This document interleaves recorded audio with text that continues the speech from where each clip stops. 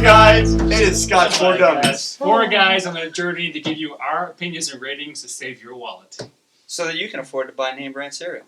Oh, I love name brand Free cereal. Pebbles? Ooh, I like Rice Krispies. Well, I like name brand cereal for me. All right, enough about this. Scotch is on the What bar. are we drinking today? Interesting story. I picked this thing up, this Blair Athol, called this 12-year Blair Athol, simply because our good friend and fellow YouTube Scotch tuber, Aquavite, WhiskyTube. Roy, WhiskyTuber, had made a comment that this is one of his favorite 12s. It's a staple on his bar, and I thought, you know what, I'm going to grab it. Full disclosure, it's not as easy to find here in the States. I had to buy it online, and they actually shipped it from Edinburgh, but it was $56. So total 56 American, and then shipping. But I bought 3 bottles on that, so I think if you would have broke it up, it was probably about $12 to $15 shipping, $56. So maybe $70 total for this bottle to get to my front door.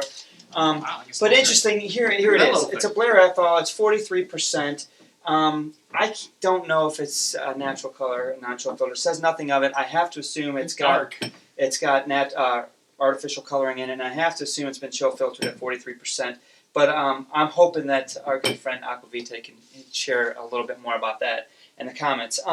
A little bit about Blair Athol, since we've never done one. I'll give you a little bit of the history on it. This one started a long time ago, 1798 to be exact. So this distillery was spun up in 1798. Went through a few of the typical story, right? So 1798. And when it was founded in 1798, it was actually founded under a different name called Aldour, A-L-D-O-U-R, which comes from the location of where it's at, the source. Like Game of Thrones, hold the door. You know, the door. Hey, spoiler! Anyway, so in 1826, the name changes to Blair Athol, and it goes through its typical history, its problems, ups, downs, sellings, whatever. 1933, Arthur Bell picks it up, and when it happens, they're saying that's his big coming out. He's really a big hitter in the Scotch industry now, and it's going to be used specifically in Bell blends. So to this day, Blair Athol is really not out there from under its own labeling. You can get the 12. I couldn't find any more. Again, I'm going to defer to some of you to help us out on that. But it went through the Depression, shut down in 1940. Actually, Arthur Bell buys it in 1933. He doesn't start distilling and producing liquid out of it until 1949. So he sits on it for 16 years. Oh my god. Whatever, man. What kind of investment Who is does that? I don't know.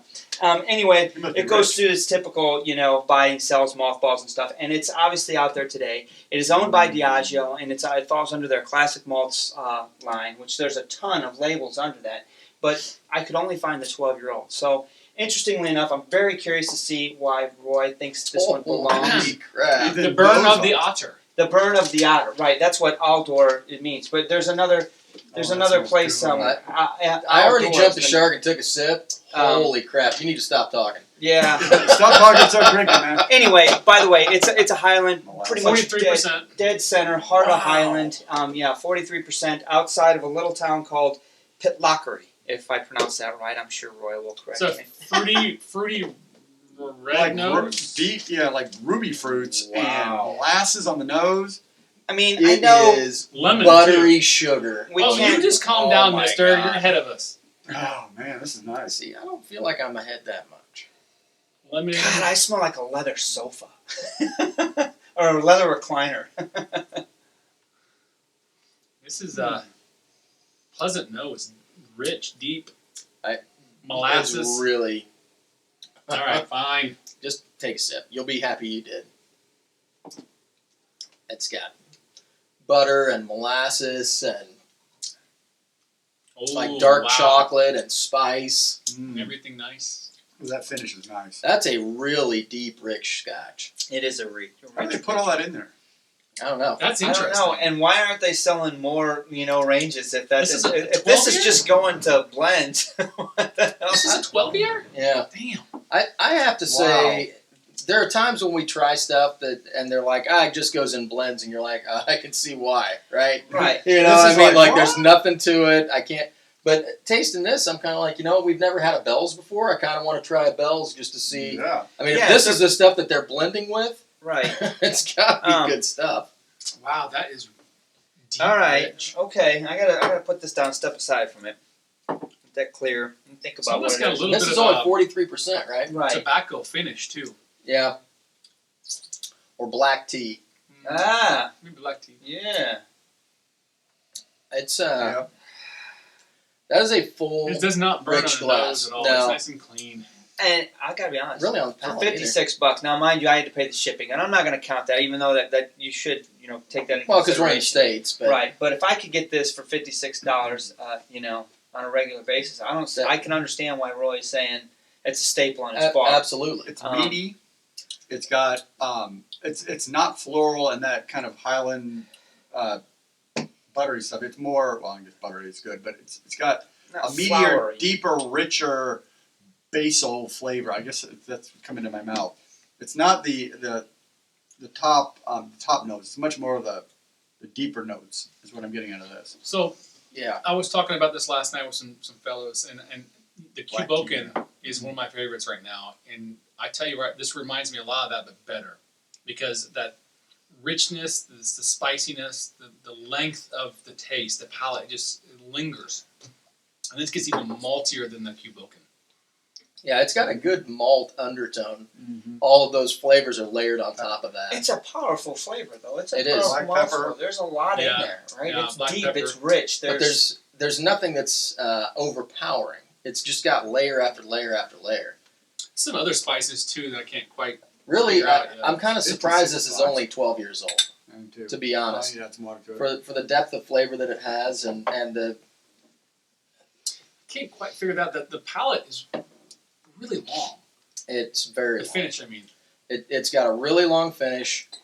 And there's nothing about it that's that off-putting. nose. Have that water in the Yeah, ruby fruits come out again. You gotta be like careful. that. Put too much. I probably put too Yeah. much on, but it's alright. Yeah, it is definitely sweeter down the nose. Oh, wow. There's definitely a spiciness to it, I think. Yeah, I Yeah. get black pepper on the finish. but not A over little the top. cinnamon now on the nose. No, I'm not saying over the top. And it's honestly, I really enjoy that. That was one of the things that turned me on about Johnny Walker Swing, was the spiciness of it. And this definitely has the spiciness right down the center of my tongue. But everything about it is just, it seems very well balanced, very well put together. Mm-hmm. Let's start. I'm not ready. I'm water stuff. Yeah, I haven't even I'm on put the water water on stage. it Are yet. you ready? Wow. Go for it if you're ready, bud. I'll be there. All right. And here he comes. Out of the chute. I don't have a number yet, so we're going to talk through that. This is a nice. What's the region of this? Do we know the region? Dead center Highland, man. I mean, Dead it's center Highland. halfway between Edinburgh and Speyside. Up in the mountains there. Right at the base of those mountains. Okay. The Grampian Mountains, right at the base. Right at the base of the Grampian Mountains. So this is okay. So as I stated before, and I'll keep it short. A baseline Scotch. It's the deep, dark flavors in a Scotch, which I really like. You get the black tea is good. The black pepper, all that. So I'm going to give this. I'm thinking a 3 at least because I think I added too much water, but I do like the darker flavors in it rather than the lighter Highlands. Sounds like So you. 3 is good for me. I love you add some water, you get those red fruits coming out. Love it. So I really enjoy this one, and we've talked about the things already. The one thing that I am not liking about it, and I shouldn't say not liking, it's just not the best thing is, it reminds me of that bitterness of dark chocolate a little bit. It does. And I'm not a big dark chocolate guy. So if you like dark chocolate, which you were Which talking I do. I about, love dark chocolate. you'd like it. So other than that, I really enjoy this one.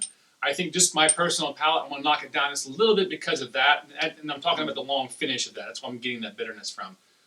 Really enjoyable Scotch, though, for the price, what you're going to get it for, if you can get it over here. I think it's worthy of the 2.5, for sure. There you go. At first, I wasn't sure about it with the water, but it kind of tightened itself back up, and Yep. it really brought out some of those sweet malty characteristics. I'm getting a little bit of the red fruit that you got. Mhm. I even got like a grapefruit note in there for Yeah. a second. What? You know what I mean? Yeah. Good It's feel. got tea, it's got brown sugar, it's got cinnamon and clove. I mean, this is a really complex Scotch, especially for a 12-year-old Scotch. Are you That's just kidding me? primarily made for The blend. only thing I'm pissed off about is that you can't really get it in the States. We Yeah. got to order it from Scotland or go over there. So, you know, It's not a bad thing. I kind of want to ding it just a little bit for the availability, but other than that, there's nothing wrong with this glass. I'm going to give it a solid 3. Okay. Well, you guys have hit everything. There was a few more notes that I did catch in it, and I didn't catch them every time I stuck my nose in there, but I did get a little bit of a hint of a burnt coffee coffee, believe it or not, which kind of probably follows the line of that dark yeah, chocolate. Black tea, Yeah. darkness, yeah. Honestly, I think neat and nose were very similar. It held up really well at 43%. So as far as nose and palate, sure it was a little bit softer, but it came back around with the water. I think this is delicious. $56. I'm going to give it a 3.5 because of the depth of it and how much is in there. I'm serious. Every time I go in there, I'm getting something a little bit different, and I really appreciate that. I like it. I get a long finish. I get a good maltiness, and I love the spiciness of it. That I find I don't like a lot of scotches with some heavy spices. So 3.5 for me.